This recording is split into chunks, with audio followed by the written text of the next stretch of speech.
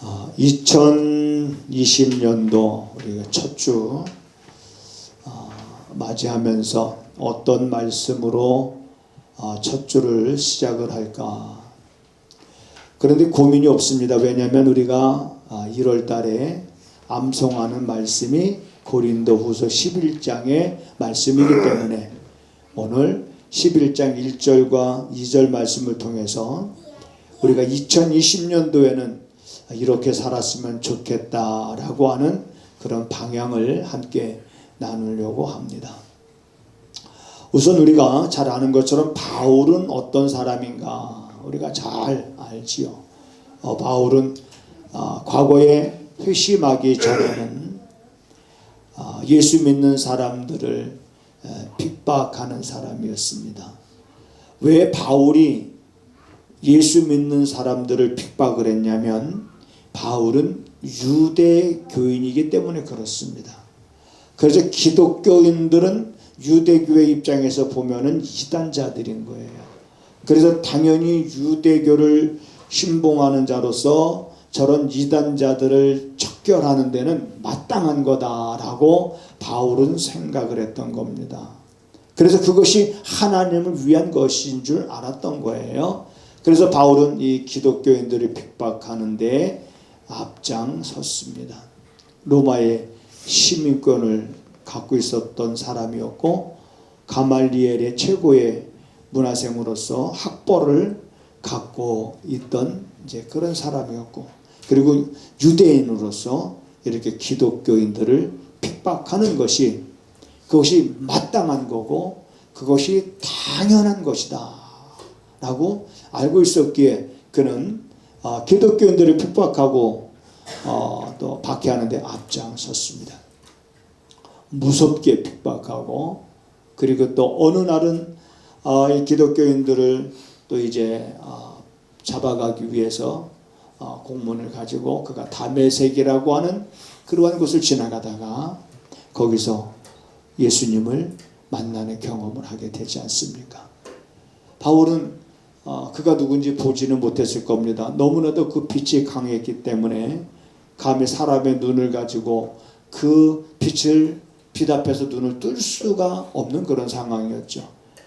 그래서 바울은 그런 상황을 처음 접해본 터이기 때문에 두렵고 무섭고, 그래서 그는 엎드러졌습니다. 그때 그의 귀 속에 들려주는 음성이 사울아 사울아 네가 어찌하여 나를 핍박하느냐라는 그런 음성을 듣게 됩니다. 누구십니까?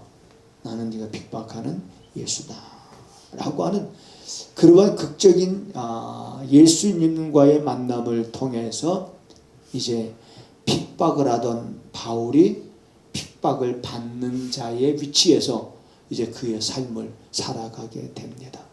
그러면서 그의 삶을 전적으로, 여러분 하나님을 경험하면 전적으로 내 삶을 하나님 앞에 드리는 것을 아까워하지 아니하고 그걸 영광으로 생각하는 겁니다. 우린 그러한 믿음 위에 우리들이 함께 서 있는 성도가 돼야 되지 않을까. 이 땅의 영광이 아니라, 이 땅의 어떤 그런 사람들이 쫓아가는 어떤 그런 부귀 영화가 아니라 하나님을 경험하면 그 하나님의 영광을 위해서 자신의 생명과 자신의 목숨을 드리는 것을 무서워하지도 아니하고 아까워하지도 아니하고 오히려 그걸 영광으로 생각을 해서 하나님을 경험했던 사람들은 한결같이 죽음 앞에서, 핍박 앞에서, 고난 앞에서 두려워하지 아니하고 담대하게 저들은 복음을 외쳤던 모습을, 여러분 우리가 성경에서만 보는 것이 아니라 여전히 성령의 역사하는 그런 시대 속에서, 또 우리나라 역사 속에서, 기독교 역사 속에서도 그런 일들을 우리가 볼 수 있습니다. 그래 바울은 이제 핍박을 하는 그런 위치에서 핍박을 받는 자가 되었지만 자기가 그러한 핍박을 받는 것을 안타까워하거나 억울해하지 않았습니다. 그리고 오히려 자기를 핍박하는 자들을 향해서 오히려 담대하게 복음을 외쳤습니다. 나도 전에는 너희들과 같이 그렇게 핍박하는 자이었으나 그러나 이제 내가 다메섹도상에서 내가 핍박했던 그분을 나는 만났다. 내가 그분을 경험했다. 그분은 우리의 왕이시고 그분은 우리의 생명이시다. 예수를 믿어야 구원받을 수가 있다. 그러면서 담대하게 복음을 전할 때 때로는 그러한 사도 바울을 보면서 사람들은 내 학문이 너를 참으로 미치게 했구나 라는 그런 소리까지 들었지만 개의치 않았습니다. 그리고 자기가 경험했던 그 예수님, 만났던 그 예수님께서 자기에게 주신 그 사명을 자기 생명보다 귀하게 여겼다는 겁니다. 여러분, 정말 이런 어떤 그런 마음, 바울이 가졌던 그런 심정, 어떡하면 정말 그런 확신을 갖고 자기 생명보다 주님께서 주신 사명을 더 귀하게 여기면서 자기의 삶의 초점을 그 사명에 맞춘 거예요. 자기의 삶의 초점을 그 사명을 감당하는 것에 맞췄습니다. 자기가 세상에서 자기가 배운 학문을 가지고 얼마든지 출세할 수 있고 세상 사람들이 흔히 보는 성공적인 삶을 향해서 달려갈 수 있었고 세상의 부귀경화를 얻을 수 있는 그러한 길도 있었고 세상의 어떤 좋은 것들을 얻기 위한 마음만 먹으면 얼마든지 할 수 있는 그러한 학벌을 가졌지만 그는 그걸 쫓지 않고 그의 생명을 주님이 주신 사명에 초점을 맞춰서 평생을 결혼도 하지 않고 독신으로 그렇게 살다가 결국에는 AD 67년경에 네로에 의해서 순교를 당하게 됩니다. 자, 이러한 바울은 예수님을 만난 이후에 이제 그는 전도 여행을 다녔습니다. 그래서 1차 전도 여행, 2차 전도 여행, 3차 전도 여행. 여러분, 말이 여행이지 굉장히 낭만적이지요. 여행 그러니까. 그런데 그때 복음을 들고 바울이 전도 여행을 다닐 때 여러분 뭘 타고 다녔겠습니까? 차가 있었겠습니까? 뭐가 있었겠습니까? 이동수단이 별로 좋지 않았던 그런 시대이지 않습니까? 말을 타고 다니는 것도 아니고. 그러면서 그가 전도 여행을 다니면서 1차 전도 여행을 다니면서 그 성령의 아시아 쪽으로 가던 발걸음을 돌려서 유럽 쪽으로, 그래서 빌립보 지역으로 먼저 가게 되지 않습니까? 빌립보 지역으로 해서 그 다음에 베레아나 그 다음에 아덴 지역을 통해서 그 다음에 고린도 쪽으로 넘어가게 되죠. 가는 곳곳마다 복음을 전했고요. 복음이 전해지는 곳곳마다 그때 교회들이 세워졌습니다. 그래서 바울은 그곳에서 머무면서 세워진 교회에서 사람들을 양육하고 그들을 가르치고 그리고 또 이동해서 그곳에서 복음을 전하고 그리고 또 그곳에 교회가 세워지고 그리고 또 그들을 양육하고 그리고 1차 전도 여행을 통해서 이렇게 세워진 교회들 2차, 3차 전도 여행을 통해서 세워진 교회들을 돌아보고 그 다음에 세워진 교회들이 좀 이상한 일이 있다 그러면 그들에게 편지를 썼던 내용들이 바울 서신인 것입니다. 그 가운데 이 고린도 전서, 고린도 후서도 이제 마찬가지입니다. 바울이 에덴이라고 하는 그곳에서 이제 박해하는 자들을 피신해서 바울이 어디로 넘어오냐면 고린도라고 하는 지역에 넘어옵니다. 고린도라고 하는 지역에 넘어서 누굴 만나냐면 아굴라와 브리스길라를 만나 그 부부를 만납니다. 그들은 바울을 도와서 함께 사역을 했고 그리고 고린도 교회가 세워지는데 큰 역할을 했을 것입니다. 그래서 고린도 교회가 잘 세워졌습니다. 그리고 나서 후에 들려오는 소식이 바울이 이제 고린도 교회만 머물러 있지 아니하고 그 다음에 이제 또 다른 지역으로 그가 떠났을 때 그가 없는 그러한 또 틈을 타서 이 고린도 교회에 이단들이 들어오게 되는 겁니다. 그러한 이단들이 들어왔을 때 그런 이단들을 그게 이단이로구나 라고 하면서 그 이단을 받아들이지 말아야 됨에도 불구하고 그거를 용납하게 되어지는 이제 그런 소식을 바울이 듣게 됩니다. 여러분, 이단의 특징은 기존의 목회자들이 타락했다라고 얘기합니다. 그리고 지금의 교회들이 완전히 다 타락했다. 이제는 완전히 세속화됐다. 그래서 지금의 이 교회와 지금의 목사들이 다 지금은 타락했기 때문에 그러면서 일단 비방을 먼저 합니다. 비방을 하고 나서 거기에 동감하다 보면, 거기에 자기도 모르게 동참하다 보면, 맞아 그러면서 동참하다 보면 이제 그들이 꺼내놓는 매뉴얼을 보면 그게 다른 복음인 거예요. 다른 예수인 거예요. 그것에 이제 고린도 교인들이 용납을 합니다.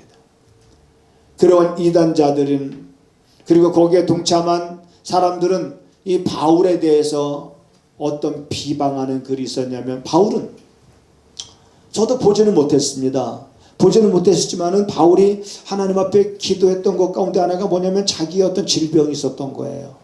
그래서 그 질병의 문제를 놓고 하나님 앞에 기도한 겁니다. 하나님 이거 고쳐주세요. 간절히 기도했지만 그러면서 깨달은 게 뭐냐면 하나님께서 치료해 주지 않았습니다. 왜 그랬을까? 우리가 의문도 가져보지만 나중에 바울의 고백은 내 은혜가 내게 족하구나. 내게 있는 이것은 내게 가시가 돼서 나로 자고하지 않게 하기 위한 것이로구나. 그러면서 바울은 그렇게 생각을 했습니다. 그래서 많은 학자들은 그런 바울이 앓고 있었던 질병이 무슨 병이냐? 이 안질이 아니겠느냐? 이제 이렇게 보는 학자들도 있습니다. 거기에다가 바울이 이 언변이 좋지 않았습니다. 오늘 본문에도 나중에 기록이 되어 있습니다만은, 기록된 걸 우리가 보게 됩니다만은 6절을 보면, 11장 6절에 보면 내가 비록 말에는 조라나 그랬습니다. 내가 비록 말에는 조라다, 이 표현과 그 다음에 10장 10절에 보면 저희 말이 그 편지들은 중하고 힘이 있으나 그 몸으로 대할 때는, 다시 말하면 바울이 편지를 쓴 글을 보면은 참 그 글은 힘이 있고 그 다음에 그 글은 뭔가 우리에게 가르치는 어떤 그런 교훈함이 있지만은, 그러나 우리가 그 편지를 쓴 글을 보면, 그 몸을 보게 되면 그는 약하고 말이 뭐하다?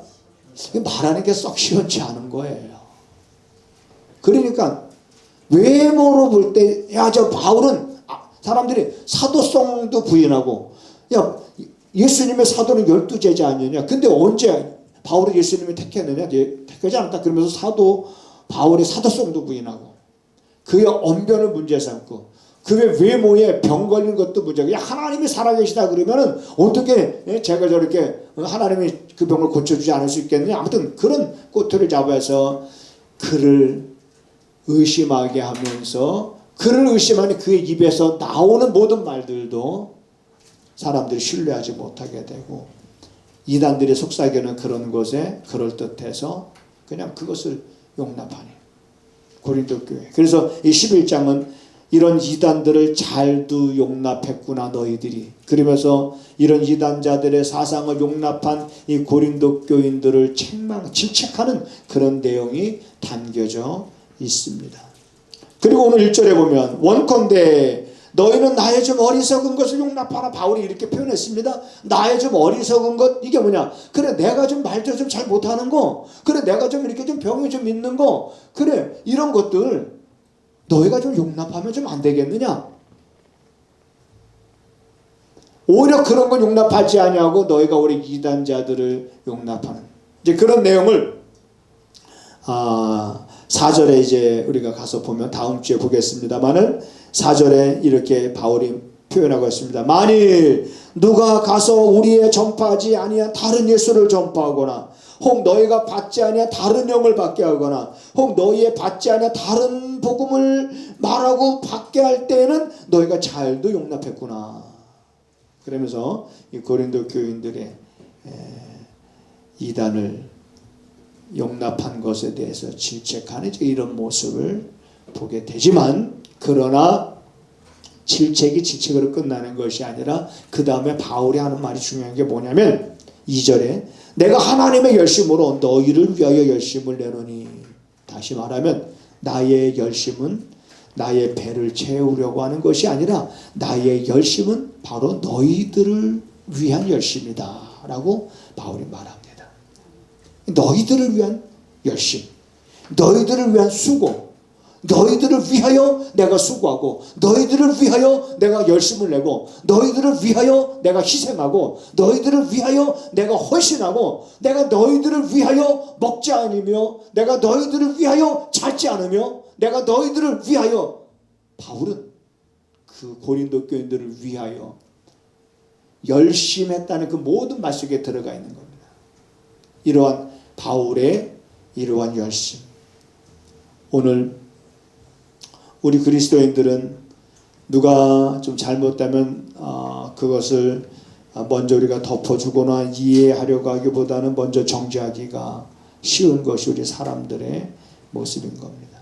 여러분들의 열심이 여러분을 위한 것이 아니라 교회를 위한 것이 돼야, 나의 열심이 하나님이 세우신 교회를 위한 것이 돼야 되고, 나의 열심이 나와 함께 신앙생활하는 사람들을 위한 것이 돼야 되고, 나의 열심이 내 윗집이나 옆집에 사는 사람들을 그리스도께로 인도하는 계기가 돼야 되고, 나의 이런 열정과 나의 이런 열심과 희생과 수고와, 그런데 그 수고의 대가를 바라고 희생의 대가를 바라고 열심의 대가를 기대하다 보면 오히려 시험 드는 거예요. 바울은 고린도 교인들을 위해서 열심을 내고 희생하고 헌신하고 수고했지만 그 수고의 대가를 고린도 교인들에게 요구하지 않았습니다. 희생의 대가를 요구하지 않았습니다. 단 바울이 원했던 것은 나는 너희들을 하나의 신부로서 너희들을 정결케 하고 너희들을 깨끗게 하고 너희들을 부족함 없는 모습으로 아름다운 신부로 잘 다듬어서 나는 너희들을 예수 그리스도에게로 인도하려고 하는 것뿐이다. 이 표현을 바울은 이렇게 말했습니다. 한 남편인, 그러니까 여러분 여자나 남자나 우리는 그리스도의 신부라는 거예요. 할렐루야. 그리스도의 신부. 우리의 신랑은 누구? 예수 남편. 이렇게 비유를 한 거예요. 그래서 바울은 한 남편인 그리스도께 너희를 드리려고 내가 지금 중매하려, 너희들이 흠이 없다는 것을, 흠이 없는 사람을 내가 중매하는. 그리고 여러분 우리가 중매할 때 이게 참 중매하기가 쉬운 겁니까? 어려운 겁니까? 여기 중매로 만나신 분 손 한번 들어보세요. 중매로. 왜 저만 손 드나? 저도 중매로 만났기 때문에. 우리 권사님도 중매로 만나셨군요. 그때 당시에는 뭐 그저 그냥 이렇게 그냥 부모님이 짝지어주면 그냥 신부 얼굴 보지도 못하고 신랑 얼굴 보지도 못하고 그런 시대를 사셨던 우리 장로님 권사님이지만, 저 때만 해도 이제 중매로 만나. 그래 저를 중매한 사람이 와서 신부를 소개하는 거예요. 아, 세전도사. 일단 참 말이 없고, 일단 지금도 생생하게 그렇게 나한테 소개를 하는 거예요. 일단 정말 말이 없는 사람이고, 그리고 키도 크지도 않고 작지도 않지만, 그리고 큰 딸이고, 그리고 응급에 근무하고 있고, 막 이런 뭐 좋은 것만 쫙 얘기해. 그러니까 제가 선을 봤죠. 그러니까 중매라는 게 이게 참 쉬운 게 아닌 거잖아요. 그러니까 이런 거예요.